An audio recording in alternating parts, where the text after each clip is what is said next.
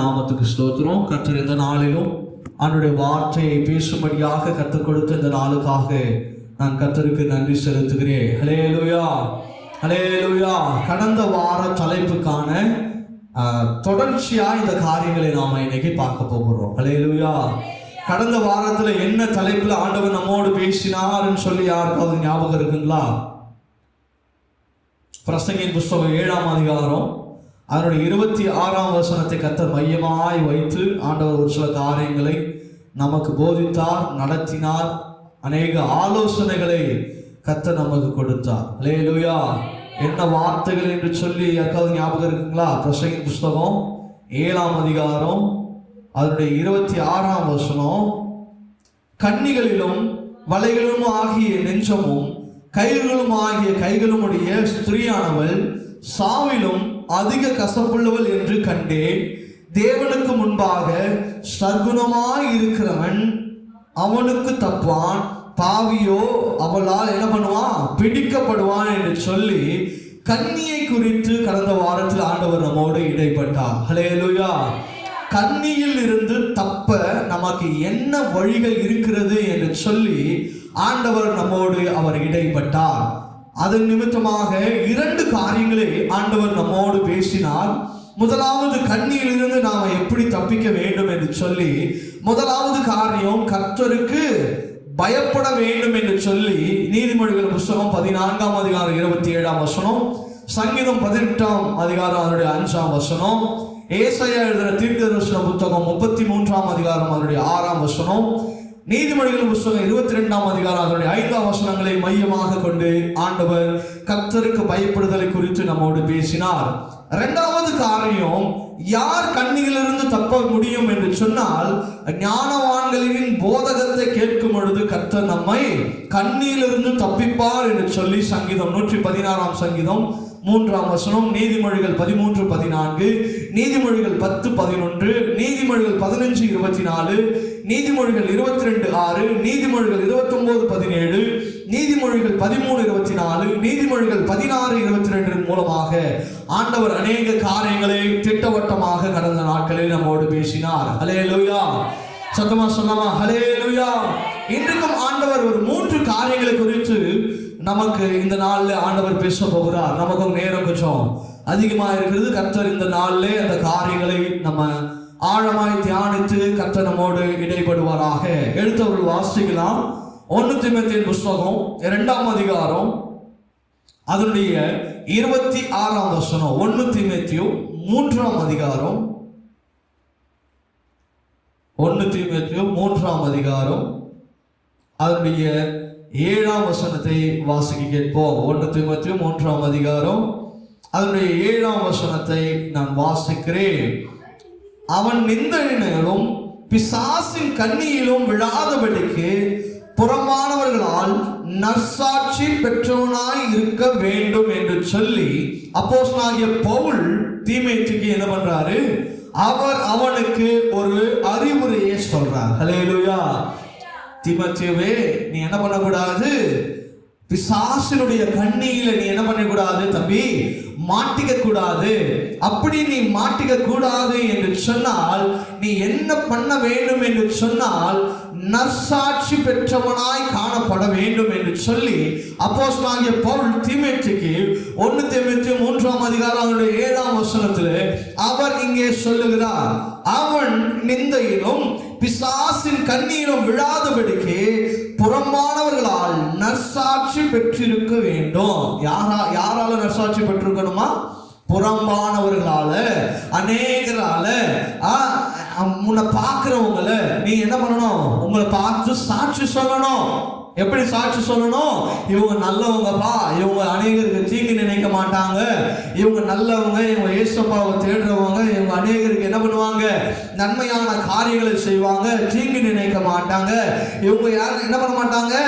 யாருக்கும் கெடுதல் செய்ய மாட்டாங்க என்ற ஒரு காரியங்களை நம்முடைய வாழ்க்கையில அநேக நம்ம வாழ்க்கையை பார்த்து சாட்சி சொல்லணும். அப்பேற்பட்ட சாட்சி உள்ளவர்களாக நீங்க வாழும் பொழுது நீங்க கண்ணியில் இருந்து தப்பிக்க வல்லவர்களாய் இருக்கிறீர்கள் என்று சொல்லி அப்போஸ்தலனாகிய பவுல் இங்கே உங்களுக்கு திட்டவட்டமாய் சொல்கிறார். ஹல்லேலூயா. இதே காரியங்களிலே 2 தீமோத்தேயு 2ஆம் அதிகாரம் அதனுடைய 26ஆம் வசனத்தை வாசிப்போம். 2 தீமோத்தேயு 2ஆம் அதிகாரம் அதனுடைய 26ஆம் வசனம்.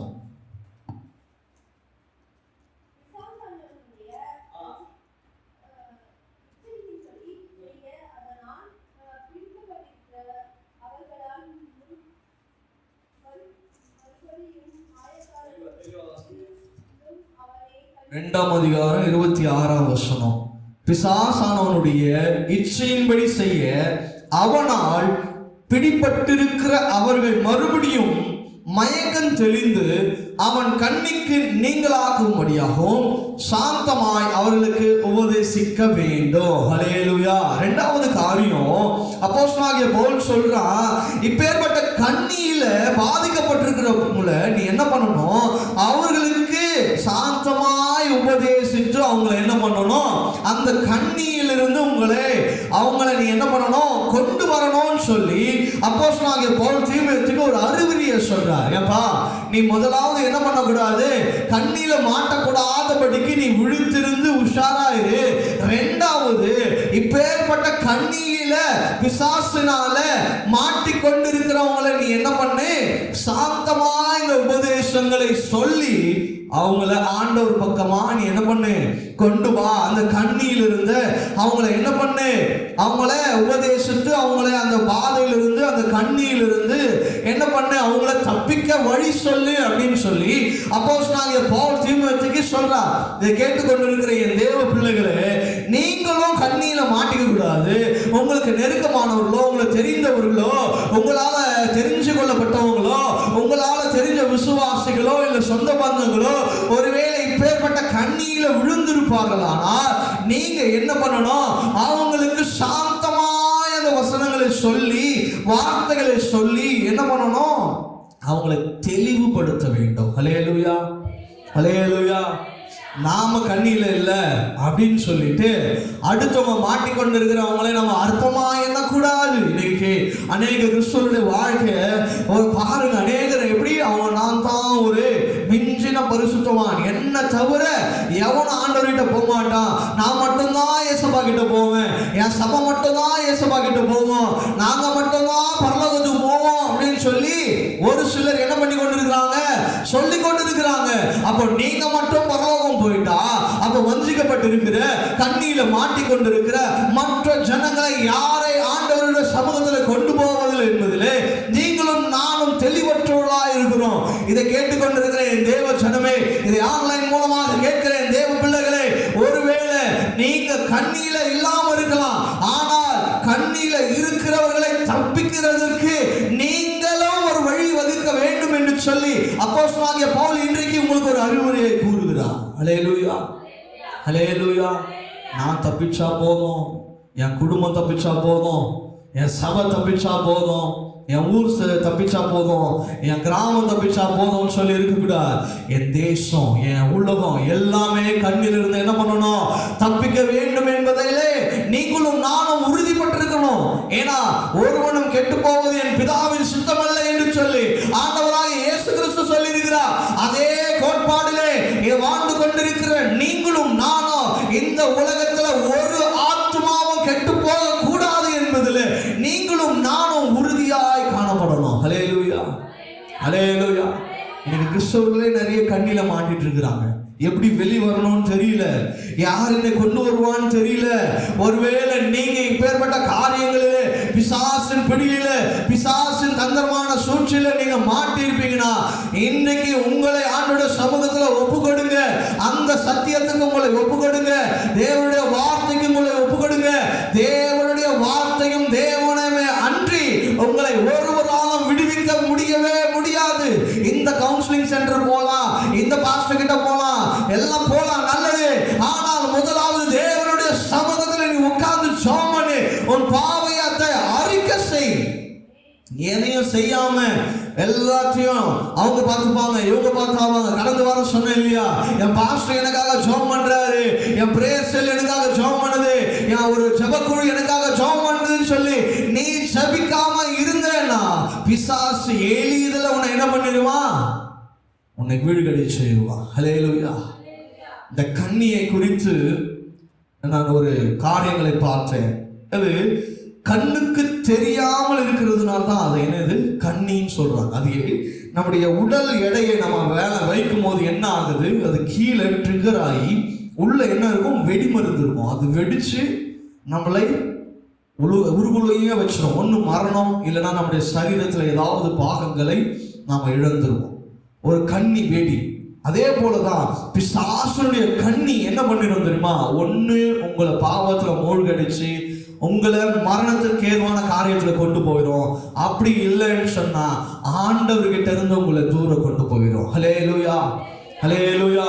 இதை கேட்டுக்கொண்டிருக்கிற தேவ பிள்ளைகளே, இன்றைக்கு உங்களுடைய வாழ்க்கையில பின்மாற்றமான ஜீவியத்தை நீ வாழ்ந்து கொண்டிருக்கிறேன் என்று சொன்னா, இயேசுவை தேடாம இருக்கிறேன்னு சொன்னா, இயேசுவை பாடாம இருக்கிறேன்னு சொன்னா, இயேசுவை நீ துதிக்காம இருக்கிறேன்னு சொன்னா, இயேசுவை தெரிந்தோ தெரியாமலோ அவரை துதிக்காம இருக்கிறேன்னு சொன்னா, பிசாசானவன் உன்னை கண்ணியின் பாதையிலே உன்னை என்ன பண்ணி வச்சிருக்கிறான், அழகா மாட்ட வச்சிருக்கிறான். உன்னை துதிக்க வைக்காம வைக்கிறது யாரு, பிசாசுடைய கண்ணி. ஆண்டவருடைய சமூகத்துக்கு வர விடாம உன்னை தடுக்கிறது பிசாசுடைய கண்ணி. இல்ல எனக்கு வேலை, அதனாலதான் நான் ஆலயத்துக்கு போல, அதனாலதான் நான் இன்னைக்கு சர்ச்சுக்கு போல, அதனாலதான் நான் தேவனை தேடல, இல்லவே இல்ல. இதை கேட்டுக்கொண்டிருக்கிற தேவ பிள்ளைகளே, உன்னை பிசாசு என்ன பண்ணிருக்கான், கண்ணினால கட்டி வச்சிருக்கான். நமக்கு தெரியாது, அதுதான் கண்ணு. என்னது, கண்ணுக்கு தெரியாம இருக்கிறது தான் கண்ணி. எவனாவது தெரிஞ்சு போய் வெடிமருந்துல காலை வைப்பானா? அது போலதான் பிசாசு கொஞ்சம் கொஞ்சமா அவங்களை என்ன பண்ணுவான், அப்படியே ஆசை மூட்டி, நீ இன்னைக்கு சபைக்கு போலன்னா ஒன்னும் ஆயிட போறது இல்லையே, இல்லையா, இன்னைக்கு நீ ஆலயத்துக்கு போலன்னா ஒன்னும் ஆயிட போறது இல்லையே, எத்தனையோ பேர் சர்ச்சுக்கு போகாம இன்னைக்கு வீட்டில் இருக்கிறாங்க, நீ போறதுனாலயா என்ன ஆயிட போகுது அப்படின்னு சொல்லி ஆசை வார்த்தைகளை சொல்லுவான். ஏசப்பாவை தேடாத, தேவனை தேடாத, ஆலயத்துக்கு போவாத, என்ன பண்ணாத, ஆராதிக்காத, பைபிள் ஸ்டடி போவாத. ஞாயிற்றுக்கிழமை ஆராதிக்க போறல, அப்புறம் எதுக்கு பைபிள் ஸ்டடி, ஃபாஸ்டிங் பிரேயர் போவாத. உனக்கு சுகர் இருக்குது, பிபி இருக்குது, நீ என்ன பண்றாத, ஆராதனைக்கு போனா மைக்க சுழுந்துரு, உன்னை யாரும் பார்த்துக்க மாட்டாங்க அப்படின்னு சொல்லி என்ன பண்ணுவான் பிசாசு.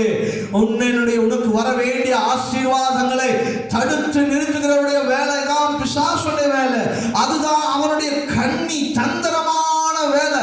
நீ என்ன பண்ணக்கூடாது, நன்மையான காரியங்களை பெற்று கொள்ளவே கூடாதுன்னு சொல்லி அவன் விரும்புகிற காரியம் தான் கண்ணி. கண்ணினா வேற ஒண்ணும் இல்லை, உன் கண்ணை மூடுறது. ஏசப்பாவை பார்க்க விடாம உன் கண்ணை மூடுறது தான் இந்த கண்ணி.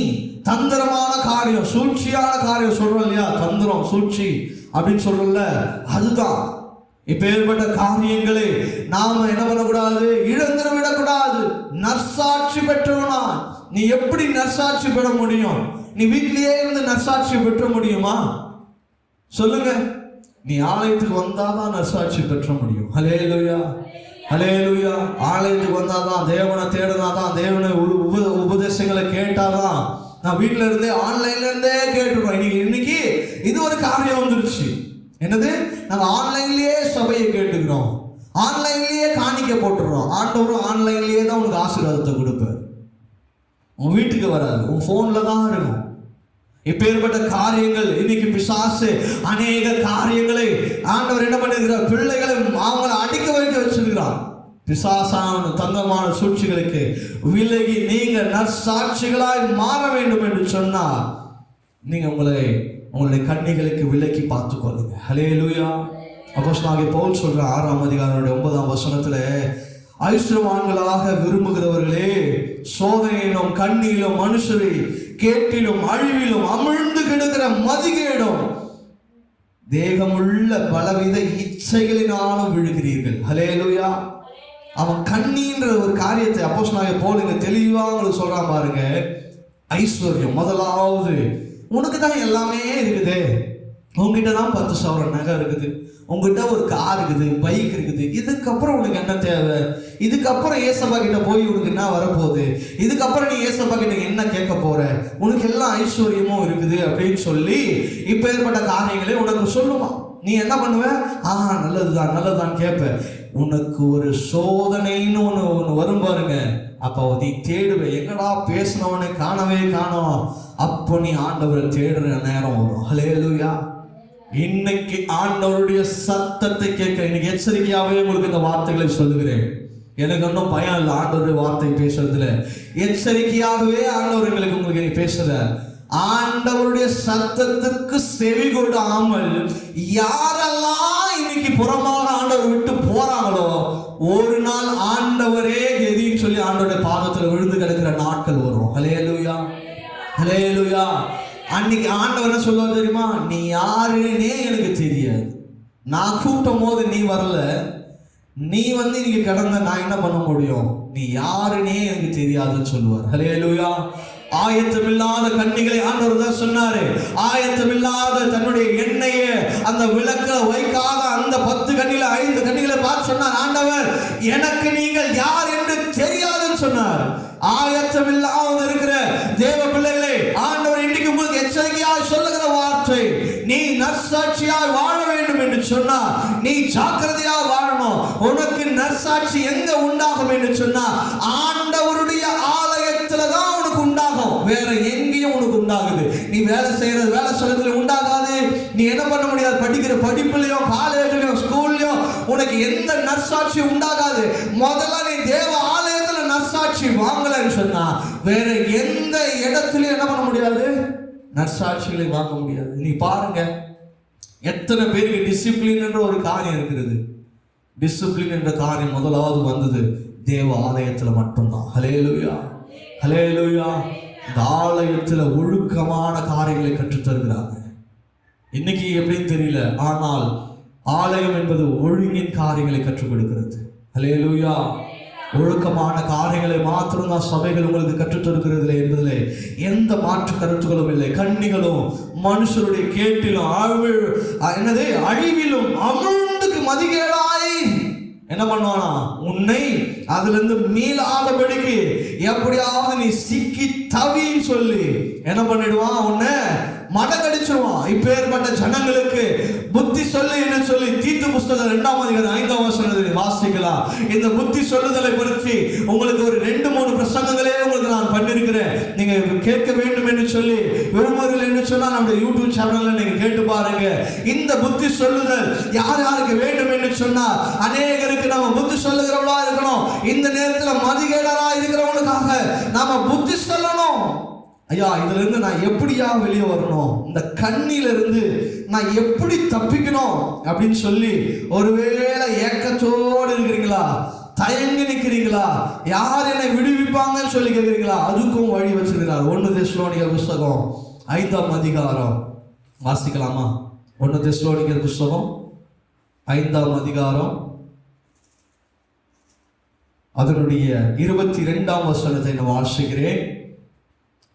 பொல்லாங்காய் தோன்றுகிற எல்லாவற்றையும் விட்டு விலகுங்க. என்னது? பொல்லாங்காய் இருக்கிற எல்லா காரியத்திற்கும் நீங்க என்ன பண்ணணும், விட்டு விலகு. நீ விட்டு விலகிட்டனாலே நீ கண்ணியிலிருந்து தப்பிச்சிடுவ. ஹல்லேலூயா. ஆனா இன்னைக்கு நாம நேசிக்கிறது பொல்லாங்குதான், பொல்லாங்கான விஷயத்தை தான் நேசிக்கிறோம், இச்சகமான காரியங்களை தான் நேசிக்கிறோம், இச்சகமான விஷயங்களை தான் நம்ம என்ன பண்றோம், பின்பற்ற விரும்புகிறோம். ஆண்டவர் சொல்லுகிற வார்த்தைகளையோ வசனங்களையோ இன்னைக்கு கேட்க வேண்டும் என்று சொல்லி ஆண்டவருடைய பிள்ளைகளுக்கே இல்லை என்பது உலகத்தின் காரியத்தில் உலகத்தில் வாழ்றவனுக்கு எப்படி தெரியும்? இதேதான் 1 பேதுருவிலும் 4ஆம் அதிகாரம் 14ஆம் வசனத்தை பேதுரு சொல்ற, நீங்கள் கிறிஸ்துவின் நாமத்தின் நிமித்தம் நிந்திக்கப்பட்டால் பாக்கியவான்கள், ஏனென்றால் தேவனுடைய ஆவியே மகிமுள்ள ஆவியானவர் உங்கள் மேல் தங்கியிருக்கிறார், அவர்களாலே நீங்க என்ன பண்ணுகிறீங்க, தூஷிக்கப்படுகிறீங்க, உங்களால் மகிமைப்படுவார். ஹல்லேலூயா. ஒருவேளை இயேசுவின் நிமித்தம் இவன் ஒழுக்கமா இருக்கிறான், இவன் பெரிய ஆளுன்னு சொல்லி உன்னை தூஷிக்கலாம், இவன் பெரிய பரிசுத்தமா, இவன் பெரிய இவன் அப்படின்னு சொல்லி உங்களை என்ன பண்ணலாம், நிந்திக்கப்படலாம். இந்த காரியங்களுக்கு நீங்க என்ன பண்ணிடாதீங்க, செவி கொடுத்துடாதீங்க. நான் எவ்வளோ நல்லவனா வாழ்ந்தேன், ஆனா எனக்கு நல்ல பேரே இல்லைன்னு சொல்லி நீ மற்றும் உலகத்தான் சொல்லுகிற வார்த்தைக்கு நீ என்ன பண்ணிடாத, ஒப்பு கொடுத்துடாத. உனக்காக ஆண்டவர் பரலோகத்தில் ஒரு பேரை வச்சிருக்கிறார். தாவீதுக்கு அப்படிதான் ஆண்டவர் சொன்னார், என் இருதயத்திற்கு ஏற்றவன் சொல்லி. ஆண்டவருடைய வார்த்தைக்கு மாத்திரம் நீங்க என்ன பண்ணுங்க, ஒப்பு கொடுங்க. ஆண்டவர் தான் உங்களை புகழணும். மனுஷன் புகழணும்னு நினைச்சீங்கன்னா கடைசி வரைக்கும் மண்ணுக்கு போற வரைக்கும் அந்த புகழ்ச்சி உங்களுக்கு வரவே வராது இல்லையா? ஒரு நன்மை செஞ்சிட்டீங்கன்னா நீ நல்லவன், ஒரு தீமையை செஞ்சிட்டீங்க அப்படின்னு சொன்னா அவன் என்ன பண்ணுவான், உடனே உன்னை வெறுத்துருவான். ஆனால் உனக்கு நன்மை வர வேண்டும் என்று சொன்னால் அது ஆண்டவரிடத்தில் மாத்திரமே. ஹல்லேலூயா, ஹல்லேலூயா. மூன்றாவது காரியம், நற்சாட்சி பெற்றவர்களாய் இருக்கும் பொழுது கர்த்தர் உங்களை கண்ணியிலிருந்து உங்களை காப்பாற்றுகிறவராய் இருக்கிறார். ஹல்லேலூயா, ஹல்லேலூயா. நான்காவது காரியம் நம்ம ஆல்ரெடி வாசித்தது தான். 1 தீமோத்தேயு 6ஆம் அதிகாரம் அதனுடைய 9ஆம் வசனத்தை மறுபடியும் நாம் வாசிப்போம். 1 தீமோத்தேயு 6ஆம் அதிகாரம் அதனுடைய 9ஆம் வசனம். ஐஸ்வர்யவான்களே, ஐஸ்வர்யவான்களாக விரும்புகிறவர்களே, சோதனையிலும் கண்ணியிலும் மனுஷருடைய கேட்டிலும் அழிவிலும் அமிழ்ந்து மதிகேடும் என்ன பண்றாங்களா, தேசமுள்ள பலவித இச்சைகளினாலும் விழுகிறாங்க சொல்றார். நான்காவது காரியம், நீ கண்ணியில மாட்டக்கூடாதுன்னு சொன்னா நீ ஐஸ்வர்யவானா வாழணும்னு சொல்லி நீ நினைக்கவே கூடாது, விரும்பவே கூடாது. ஹல்லேலூயா, ஹல்லேலூயா. நீ ஐஸ்வர்யவானா நீ வாழணும், அதுக்கு தானே என்ன ஆண்டவர் படைச்சிருக்கிறாரு, அதுக்கு தானே என்ன ஆண்டவர் என்ன பண்ணிருக்கிறாரு, உருவாக்கி இருக்கிறாரு. நான் நல்லா இருக்கணும்னு சொல்லி தானே ஆண்டவர் என்ன படைச்சாரு அப்படின்னு சொல்லி இன்னைக்கு நிறைய பேர் என்ன பண்ணி கொண்டு இருக்கிறான், போதித்து கொண்டு இருக்கிறான், உன்னை வழி விலக செய்து கொண்டு இருக்கிறான். ஆனால் வசனம் சொல்லுறது, நீ ஐஸ்வர்யவானாய் விரும்புகாத, ஐஸ்வர்யவானா நான் வாழணும்னு சொல்லி விரும்பாத. ஏன்னா இந்த ஐஸ்வர்யமான காரியம் உன்னை என்ன கொண்டு போயிடணும்னு சொன்னா உன்னை பாவத்தின் பாதையில கொண்டு போயிடும், உன்னை அக்கிரமான பாதையில கொண்டு போயிடும், உன்னை நீதியின் பாதையில் இருந்து உன்னை என்ன பண்ணும், விலக்கி கொண்டு போயிடும். அப்ப நான் அங்க பரதேசியாவே இருக்கணுமா, ஆண்டவருக்கு தேவையானதை கொடுப்பார். ஹல்லேலூயா. நீ ஐஸ்வர்யமானா இங்க நீ வாழ்ந்துட்ட அப்படின்னு சொன்னா நான் வசனத்தோடு சொல்றேனே, ஏன் உங்களுக்கு இந்த குழப்பம்? யாக்கோபு 5ஆம் அதிகாரம் அதனுடைய முதல் வசனத்தை வாசிப்போம். யாக்கோபு 5ஆம் அதிகாரம் வாசிக்கலாம். யாக்கோபின் புஸ்தகம் 5ஆம் அதிகாரம்.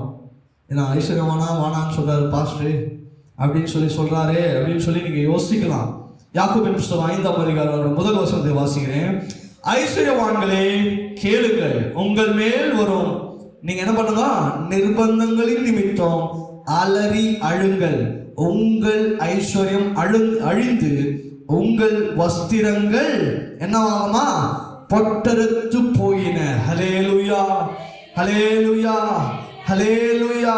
நீ எப்படியா, ஐஸ்வர்யவான்களே கேளுங்கள், உங்கள் மேல் வரும் நிர்பந்தங்களின் நிமித்தம் அலறி அழுங்க. நீ ஐஸ்வர்யவானா இருந்தனா உனக்குள்ள வருகிற காரியங்களை குறித்து நீ அழ வேண்டிய காலம் வரும்பா.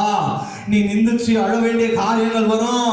ஐஸ்வர்யவானா ஓணும் அப்படின்னு சொல்லி நீ வாழ்ந்துட்ட அப்படின்னு சொன்னா கர்த்தர் உன்னை என்ன பண்ணுறாரு, அதுதான் சொல்றாரு. 111ஆம் சங்கீதம் அதனுடைய 6ஆம் வசனத்தை வாசிக்கலாமா? சங்கீத புஸ்தகம் 11ஆம் வசனம் அதனுடைய 6ஆம் வசனத்தை வாசிப்போம். ஏன்னா ஐஸ்வர்ய காரியங்களை சொல்லும் பொழுது வசனத்தோடு சொல்லணும். 11ஆம் அதிகாரம் 6ஆம் வசனம். துன்மார்க்கன் மேல் கண்ணிகளை வருஷிக்க பண்ணுவார், அக்கினியும் கந்தகமும் கடும் கோடை கொந்தளிப்பும் அவர்கள் குடிக்கு பாத்திரத்தின் பங்கு. கர்த்தர் நீதிமானை சோதித்தருகிறார், துன்மார்க்கனின் கொடுமையில் பிரியமுள்ளவனையும் அவருடைய உள்ள என்ன பண்ணலாம், வெறுக்கிறது என்று சொல்லி வசனம் சொல்லுகிறது. அப்போ நீ ஐஸ்வர்யவானா நீ வாழ்ந்துட்ட அப்படின்னு சொன்னா உனக்குள்ள என்ன வந்துடும், பெருமை வந்துடும். அதுதான் சொல்ற 2 பேதுரு 2ஆம் அதிகாரம் 3ஆம் வசனம். பொருளாசை இல்லாதவர்களா இருங்கப்பா. உங்களுக்குள்ள என்ன வரக்கூடாதான், பொருளாசை. இன்னைக்கு 12 இன்ச்ல டிவி 13 இன்ச்ல டிவி வச்சிருந்தாலும் இன்னைக்கு என்னது, நாங்க 55 இன்ச் டிவி வச்சிருக்கிறோம். என்னது, பொருளாசை. இன்னைக்கு பைக்கு எது, அவங்ககிட்ட பணமே இருக்காது, லோன் போட்டு என்ன பண்ணுவான், 2 லட்சம் ரூபாய் 3 லட்சம் ரூபாய் கொடுத்து என்ன பண்ணுவான், பைக்கு. ஏன்னா பெருமை. பொருளாசை எங்க கொண்டு போயிடும்னா உன்னை பெருமையில கொண்டு போயிடும். அந்த பெருமை என்ன பண்ணினா உன்னை வறுமையில கொண்டு போயிடும். ஹல்லேலூயா, ஹல்லேலூயா. பொருளாசை இருக்க கூடாது. உனக்கு ஆண்டவர் கொடுத்திருக்கிற காரியத்தோடு நீ வச்சு, ஆண்டவரே நீங்க கொடுத்ததுக்காய் ஸ்தோத்திரம் சொல்லி இருக்கணும். அதுதான் பேதுரு சொல்றான் 2ஆம் அதிகாரம் 2 பேதுரு 2ஆம் அதிகாரம் 3ஆம் வசனம். வீடுகளில் போய் நீங்க வாசிங்க, நமக்கு நேரம் இல்லை. பொருள் ஆசை இல்லாதவர்களா இருக்க வேண்டும் என்று சொல்லி இன்னைக்கு நிறைய பேர் விழுந்து போகிறதுக்கு காரணம் பொருளாசை. இதேதான் நீதிமொழிகள் 15ஆம் அதிகாரம் அதனுடைய 27ஆம் வசனத்துல அவர் சாலமோன் சொல்லுகிறான். வாசிங்கள 15ஆம் அதிகாரம் அதனுடைய 27ஆம் வசனம். நீதிமொழி புத்தகம் 15ஆம் அதிகாரம். பொருளாசைக்காரன் தன் வீட்டை கலைக்கிறான், பரிதானங்களை வெறுக்கிறவனோ பிழைப்பான். ஹல்லேலூயா. பொருளாசைக்காரன், உனக்கு பொருளாசை இருக்குதா, உன் குடும்பத்தை கலைஞ்சு போதா, உன் குடும்பத்தில் நிம்மதி இல்லாம போதா, சமாதானம் இல்லாம போதா, பிரச்சனை இல்லாம போதா, கஷ்டம் இல்லாம போகுதா, எல்லாமே வருதா, அதுக்கு மெயின் காரணம் உனக்கு பொருளாசை. பொருளாசை பொருளாசை பொருளாசை பொருளாசை உனக்குள்ள காணப்படக்கூடாது. என்னது? பொருளாசை நமக்கு என்ன பண்ணோம்னா பாதகமாய் போகும். அதுதான் 1 யோவான் 2ஆம் அதிகாரம் 15ஆம் வசனம் சொல்லுது, உலகத்தை நீ நேசிக்க கூடாது. உலகமும் உலகத்தில் உள்ளவைகளும் நீங்க என்ன பண்ணக்கூடாது? நேசிக்கவே கூடாது. நீ அப்படி உலகத்தை நேசிச்சனா நீ இயேசப்பாவை நேசிக்கவே முடியாது. ஹல்லேலூயா ஹல்லேலூயா. உனக்கு உலகம் வேணும்னா நீ உலகத்தின்படி வாழ்ந்துரு. ஆனா இயேசப்பா உன் கூட இருக்க மாட்டார். ஏசப்பா உன் கூட இருக்கணும், உன் குடும்பத்தோடு இருக்கணும், வாழ்க்கையோடு இருக்கணும்னு சொன்னா நீ உலகத்தை வெறுத்து தான் ஆக வேண்டும். ஹல்லேலூயா ஹல்லேலூயா. நீ உலகத்தை வெறுத்தா ஊழிய செய்யலாம்னு சொல்லி என்ன பண்ற, நம்ம பிரம்மச்சய பாட்டையே பாடியிருக்கிற இல்லையா? அப்போ இந்த உலகத்தின் காரியங்களை நீ வெறுக்கும் பொழுது ஆண்டவருக்காக நீ ஊழியத்தை கூட செய்யலாம். ஹல்லேலூயா. ஒருவேளை உனக்குள்ள ஆசை வாசங்கள் உங்களை மேற்கொள்ளும் என்று சொன்னால் ஐஸ்வர்யம், உலக அன்பு நம்மை தேவனிடத்தில் ஒருபோதும் சேர்க்கவே சேர்க்காது. இன்னைக்கு அதான் சொல்லுது. அதை தான் நீதிமொழிகள் புத்தகத்துல அருமையா சொல்லிருக்காங்க. 23ஆம் அதிகாரம் 4ஆம் வசனத்துல சொல்ற, ஐஸ்வர்யவானாக வேண்டும் என்று பிரயாசப்படாதே, சுய புத்தியை சாராதே. ஹல்லேலூயா. நீ என்னைக்குமே ஐஸ்வர்யவானா வாழணும்னு நினைக்காதீங்க. சாலமோன் சொல்றான் ஒரு இடத்துல, ஆண்டவரே என்னை வெறுமையா விட்டுறாதீங்கப்பா. நான் வெறுமையா இருக்கிறதுனால உங்களை தூஷிக்கவும் கூடாது, நான் ஐஸ்வர்யனா இருக்கிறதுனால உன்னை நான் என்ன பண்ணக்கூடாது, மறுதளிக்கவும் கூடாது. எனக்கு அளவாய் கொடுங்க. ஹல்லேலூயா. கண்ணியில இன்னைக்கு மாட்டிக்கொண்டிருக்க, ஆண்டவரே எனக்கு கொடுங்க கொடுங்க கொடுங்க. இன்னைக்கு கேட்கறது ஜெபத்தில், ஆண்டவரே எனக்கு 1 கோடி கொடுங்க. 1 கோடி வச்சு என்ன பண்ணுவேன்னே தெரியாது, எனக்கு 1 கோடி கொடுங்க, 10 கோடி கொடுங்க. என்னது? இதை கொடுங்க அதை கொடுங்க வாங்கி வச்சுக்கிட்டு கடன்ல மாட்டிட்டு, ஏசப்பா இந்த இஎம்ஐ என்னால கட்ட முடியல, என்னை பாதுகாத்து கொள்ளுங்க, இந்த கடன் பிரச்சனையில இருந்து என்னை மீள கூட எனக்கு உதவி செய்ய கூட. நீ கேட்ட அவர் கொடுத்துட்டாரு. அது வழி. ஆண்டவர் எப்படி சொல்லுவார்? நீ வேண பொருளாசை வானான்னு சொல்லி ஆண்டவர் சொல்றாரு. இல்ல ஓன நீ சேர்த்துன்னு, ஆண்டவரே எனக்கு இஎம்ஐ கட்ட முடியலன்னா ஆண்டவர் என்ன பண்ண முடியும்? பொருளாசை உள்ளவர்களாக நீங்க இருக்காதீங்க. ஐஸ்வரனாக விரும்பவே விரும்பாதீங்க. இந்த வசனத்தெல்லாம் நான் தியானிக்கும் போது நிச்சயமாகவே, ஆண்டவரே தயவு செய்து எனக்கு என்ன வேணாம், ஐஸ்வர்யம் வேணாம், நான் வானவே வேணாப்பா, எனக்கு நீங்க அளந்தே கொடுங்க. ஏன்னா அப்பதான் நான் அவங்கள தேடுவேன் இல்லையா? நம்ம ஜனங்களுக்கு ஒரு அளவு மிஞ்சி பணம் வந்துட்டா, இயேசுவா யாருப்பா அது அப்படின்னு சொல்லி கேட்கிற கூட்டம் தான். அதனாலதான் நாம ஆண்டவர் நமக்கு எல்லாவற்றையும் அளந்து வச்சிருக்கிறார். நீ கேட்பன்னு தெரியும், அதனாலதான் ஆண்டவர் என்ன பண்ணிருக்காரு, எல்லாவற்றையும் உனக்கு அளந்து வச்சிருக்கிறார். இனிமே ஒரு காலமும் இதை கேட்டுக்கொண்டிருக்கிறேன் தேவ பிள்ளைங்க, ஐஸ்வர்யவானாய் நீ வாழணும், நீ பெருகணும் மட்டும் ஆண்டவர்கிட்ட கேட்காத. ஏசப்பா உன் சித்தத்தின்படி என்னை நடத்துவேன். ஆண்டவரே உன்கிட்ட இருந்து நான் கேட்டு கேட்டு வாங்கி நான் செஞ்சுக்கிறேன்ப்பா. நான் என்ன பண்ணக்கூடாது, ஐஸ்வர்யவானா வாழ்ந்து நான் பின்மாற்ற ஜீவியத்தில் வாழ்ந்துடக்கூடாது, பின்மாற்றத்தில் நான் போயிடக்கூடாது. இப்போ ஏற்பட்ட ஜீவியம் எனக்குள்ள என்ன பண்ணக்கூடாது, காணப்படவே கூடாது. ஹல்லேலூயா. கண்ணியிலிருந்து தப்ப வழி 2 வழி. 1 நற்சாட்சி பெற்றவர்களா இருக்கணும். 2வது ஐஸ்வர்யவான்களாக மாறுறதுக்கு நீங்க விரும்பவே விரும்பாதீங்க. 3வது காரியம், 3வது மற்றும் கடைசி காரியங்கள், நீதிமொழிகள் புத்தகம் 18ஆம் அதிகாரம் அதனுடைய 7ஆம் வசனத்தை ஒருத்தர் வாசிங்களேன். நீதிமொழிகள் புத்தகம் 18ஆம் அதிகாரம் அதனுடைய 7ஆம் வசனத்தை ஒருவர் வாசிக்கும். மூடருடைய வாயும் அவனுக்கு கேடு, அவன் உதடுகள் அவன் ஆத்துமாவுக்கு கண்ணி. என்ன சொல்லுது? அவன் வாயில தான் அவனுக்கு கண்ணி. இன்னைக்கு நிறைய பேர் பாருங்க, அவன் வாயில தான் என்ன பண்ணுவாங்க, மாட்டிப்பாங்க. 5வது காரியம், வாயை காத்து கொள்ள வேண்டும். நீ கண்ணிலிருந்து தப்பிக்கணும்னு சொன்னா கடைசி உன் வாய்னா எதை சொல்லுதுன்னா வார்த்தைகள். வாயிலிருந்து புறப்படுற வார்த்தைகளை நீங்க என்ன பண்ணணும்? காத்துக்கொள்ளணும். நீங்க சொல்ல பாருங்க, மூடனுடைய வாய் தான் என்ன பண்ணும்? எப்ப பார்த்தாலும் ஏதாவது பேசினே இருக்கும். ஞானவான்களை பாருங்க, பேசவே மாட்டான். என்ன பண்ண மாட்டான்? பேசவே மாட்டான். கம்முன்னு இருப்பான். எங்க போனாலும் அமைதியா இருக்கும். அதான் சொல்லுவாங்க இல்லையா, உலகத்துல இந்த அரை குடம் என்ன பண்ணுமா? அப்படியும் இப்படியும் ஆடும், ஆனால் நிறை குடம் தழும்பாது. ஹல்லேலூயா. நீ மூடனா இருக்கிறன்னு சொன்னா நீ எப்ப பார்த்தாலும் லூஸ் டாக், எதுக்கத்தாலும் பேச்சு பேச்சு பேச்சு. கிறிஸ்தவனாக இருக்கிற நீ நான் உன் வாயை அடக்கணும், உன் வாயை காத்துக்கொள்ளணும்.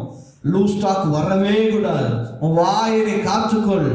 உன்னை நீ ஜெயிச்சிட்டான்னு சொல்றானா சண்டை போட்டு அப்பா நீ ஜெயிச்சிட்டா போடா அப்படின்னு சொல்லுங்க. நமக்கு என்ன தேவையில்லை, இந்த வாய் தேவை கிடையாது. நம்மளுக்கு மூடன்ன்ற பெயர் ஆண்டவர்கிட்ட வாங்காம இருந்தா சரி. நான் இங்க உலகத்துல நான் சண்டை போட்டு உங்ககிட்ட ஜெயிச்சிட்டேன் பார்த்தியா, நான் தான் வல்லவன் சொல்றானா, கும்பிடு போட்டு நீங்க தான்பா ஜெயிச்சிங்க, நாங்க தோத்துட்டோம் நீங்க மனம் பூர்வமாவே சொல்லுங்க.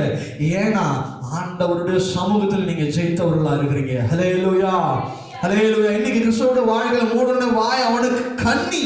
அவனுக்கு எப்படி இருக்கணும்? அவன் வாயே அவனுக்கு என்ன பண்ண? அகப்பட்டு கொண்டு இருக்கிறான்.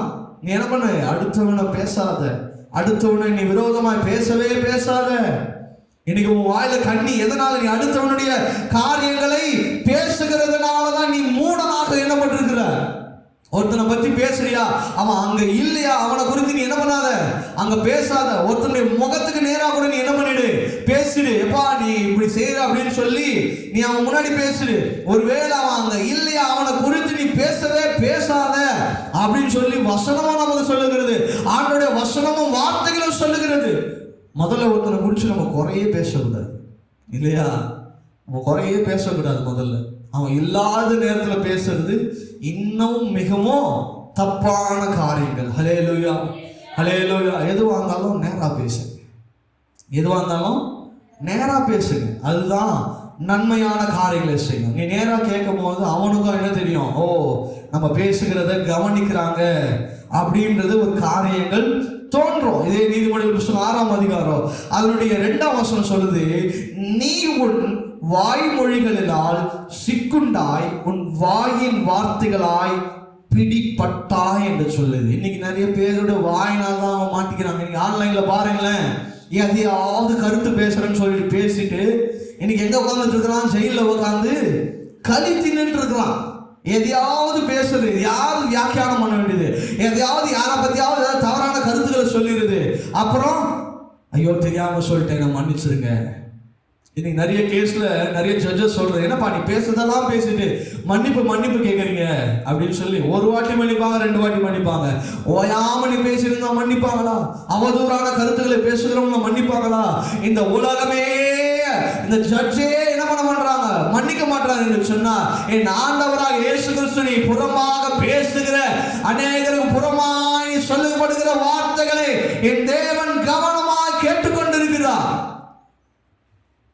நீ புறமாய் பேசுகிற நின்மாட்டு, நீ உன் வாய்மொழியினால் சிக்குண்டு, உன் வாயால தான் நீ மாட்டுவ. தவளை தன் வாயால் கிடும். அதுக்கு அர்த்தம் என்ன தெரியுமா? மழை காலத்துல தவளை என்ன பண்ணிடுவோம்? கத்தி கத்தி என்ன பண்ணோம்? பாம்புக்கு நான் இங்க இருக்கிறேன், நீ வந்து என்ன பண்ணு, சாப்பிடு அப்படின்னு சொல்லி சொல்லுகிறதுக்கு அர்த்தம். அப்ப என்ன பண்ணும்? பாம்பு போய் சத்தத்தை கேட்டு போய் அந்த தவளை வட்டான என்ன பண்ணும்? சாப்பிட்டு அது பசி ஆத்திக்கணும். இன்னைக்கு நிறைய பேர் இப்படிதான் செய்து கொண்டிருக்கிறீங்க. உங்க வாயினால நீங்க சிக்குண்டு மாட்டாதபடிக்கு உன் கண்ணியை நீ வாயை மூடினா உன்னை கண்ணில் இருந்து தப்பிக்கலாம். ஹல்லேலூயா. இன்னைக்கு நிறைய வசனங்கள் இருக்கு போதுலாம் இந்த வார்த்தைகளை பற்றி. ஏன்னா இன்னைக்கு நிறைய வார்த்தைகள் எல்லாம் நிறைய பரிமாற்றங்கள் வெளியில காணப்படுகிறது. எங்க ஒரு 4 பேர் கூட்டிக்கிட்டு உட்காந்துக்கிட்டு என்ன பண்ணுது? தேவையில்லாத அந்த 4வது தெருவில் நடக்குது தெரியுமா? இந்த 5வது தெருவில் நடக்குது தெரியுமா? இந்த 3வது சந்தில பேரோட காரியம் நடக்குதா தெரியுமா? இன்னைக்கு நம்ம குடும்பத்திலேயே கதை நாரிக்கிட்டு இருக்கிறோம். நாம என்ன பண்ணி கொண்டு இருப்போம்? அடுத்தவருடைய கரைகளை பேசிக் கொண்டிருக்கிறோம். அதான் ஆண்டவர் சொல்ற, நீ உன் வாய் மொழிகளால் நீ என்ன பண்ணாய்? சிக்குண்டா. அப்புறம் என்ன சொல்ல வேண்டியது? என்னை பத்தி ஏதோ சொன்னீங்களாமே, நானா? என்னது? நானா பேசுறேன்? நான் எதுவும் உங்களை பத்தி பேசலையே. ஏன் இப்பேற்பட்ட காரியங்கள்? தேவையில்லாத வார்த்தைகள். இன்னைக்கு தேசத்துல போர் நடக்கிறதுக்கு காரணம் என்ன தெரியுமா? இந்த வாய் தான். இன்னைக்கு ஒருத்தர் தேவையில்லாத ஏதாவது பேசி விட்டுறது. அவன் என்ன பண்றான், உடனே போடா நம்மள பேசிட்டான், இவனை என்ன பண்ணு, நம்ம ராணுவத்தை அனுப்பு, ஏர்ஃபோர்ஸ் அனுப்பு, கப்பல் போர்ஸ் அனுப்பு, அவன் மேல குண்ட பொழின்னு சொல்லி இன்னைக்கு என்ன பண்ணி கொண்டு இருக்கிறான், பொழிந்து கொண்டிருக்கிறான். இதெல்லாம் காரணம் என்ன தெரியுமா? அவனுடைய வாயின் வார்த்தைகளினாலே அவன் சிக்குண்டதுக்கு காரணமாக காணப்படுகிறது. இப்பேற்பட்ட காரியங்கள் கிறிஸ்துவ ஜீவியத்தில் வாழ்ந்து கொண்டிருக்கிற உங்களுக்கும் எனக்கும் இருக்கவே கூடாது. நான் சொல்ற வசனங்கள் எல்லாம் நீங்க எழுதி கொள்ளுங்க, வீட்டுல போய் வாசித்து பாருங்க. நீதிமொழிகள் புஸ்தகம் 10ஆம் அதிகாரம் 14ஆம் வசனம் சொல்லுது, மூடனுடைய வாய் கேடுன்னு சொல்லுது. எப்படி? மூடனுடைய வாய் அவனுக்கு கேடு. நீதிமொழிகள் 12:13 வாசிக்கும் பொழுது அவனுடைய வாய் அவனுக்கு கண்ணி என்று சொல்லுகிறது. அதே 13ஆம் வசனம் 3ஆம் வசனம் சொல்லுது, அவன் பேசப்படுகிற வார்த்தையினால் அவனுக்கு கலக்கம் வரும் என்று சொல்லியிருக்கிறது. உனக்கு கலக்கமான வார்த்தைகளை நீ பேசுவாயானால் உனக்கு கலக்கமான காரியங்களே உனக்கு தேடி வரும். கண்ணியான காரியங்களுக்கு உங்களை விலக்கி பாதுகாத்துக் கொள்ளுங்க. மிக முக்கியமாய் கிறிஸ்துவோட வாழ்க்கையில வாயை என்ன பண்ணுங்க, மூடி வச்சு கொள்ளுங்க. வாயை எதற்கு திறக்கணுமோ அதுக்கு மட்டும் திறங்க. எதுக்கு திறக்கணுமோ அதுக்கு மட்டும், சாப்பிட்றதுக்கு மட்டும் திறந்து உடனே என்ன பண்ணிடணும், மூடிடணும். அப்பேற்பட்ட காரியங்களை கர்த்தர் நம்முடைய ஜீவியத்தில் தர வேண்டும் என்று சொல்லி ஆண்டவர்கிட்ட கேளுங்க. சங்கீதக்காரன் இந்த வாயை பத்தி சொல்லலாம் பாருங்க. 64ஆம் சங்கீதம் 8ஆம் வசனம் சொல்றா, அவர்கள் தள்ளப்பட்டு கீழே விழும்படி அவர்கள் நாவுகளே அவர்களை கெடுக்குமா. யாரு? ஒருத்தன் கீழே வரும். ஆனா எதுக்கு காரணமா?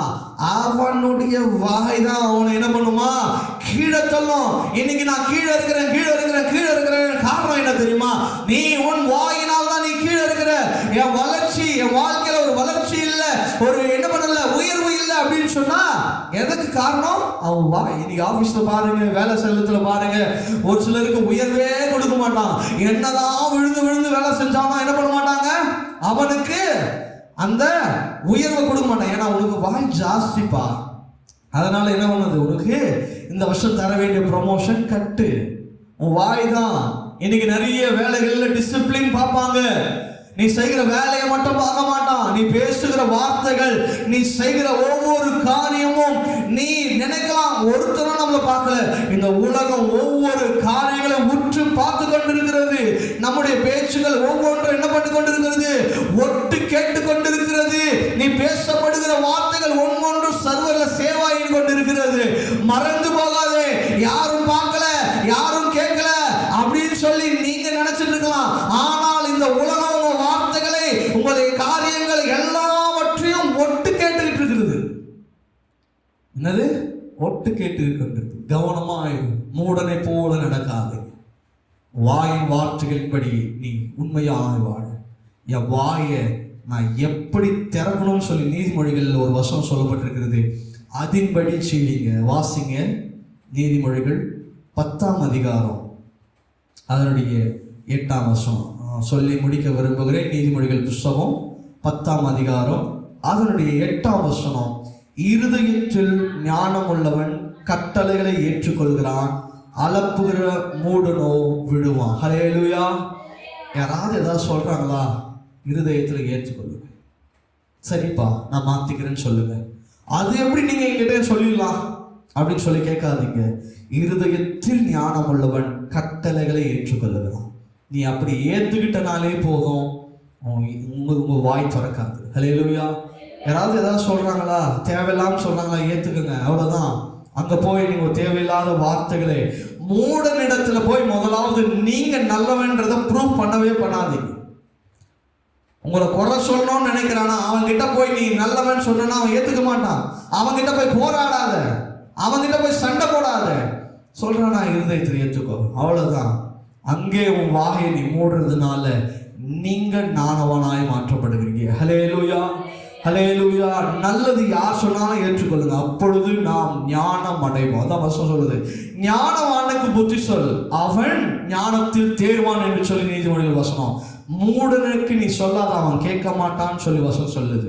அப்போ ஞானவானுக்கு நீங்க ஞானத்தை சொல்லுங்க. யாருக்காவது நல்லது சொல்றது கூட ஏற்றுப்பாங்களான்னு பார்த்து அந்த இருதயத்துடையவர்களுக்கு நீங்க என்ன பண்ணுங்க, சொல்லுங்க.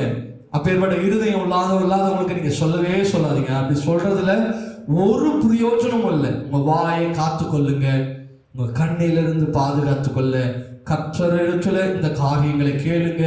நிச்சயமாகவே கர்த்தர் உங்களை உயர்த்துவார். கர்த்தர் நிச்சயமாகவே உங்களை, ஒருவேளை கண்ணில் இருப்பீர்களானால் கண்ணிலிருந்து உங்களை விலக்கி காப்பார். ஒருவேளை உங்களிடத்தில் இந்த சுபாவங்கள் இருக்குமானால் கர்த்தர் உங்களை கண்ணிலிருந்து விலக்கி உங்களை கண்ணின் இமைகளை போல் அவரை பாதுகாத்து உங்களை வழி நடத்துவார். கர்த்தர் தாமே இந்த வார்த்தைகளை ஆசீர்வதிப்பாராக.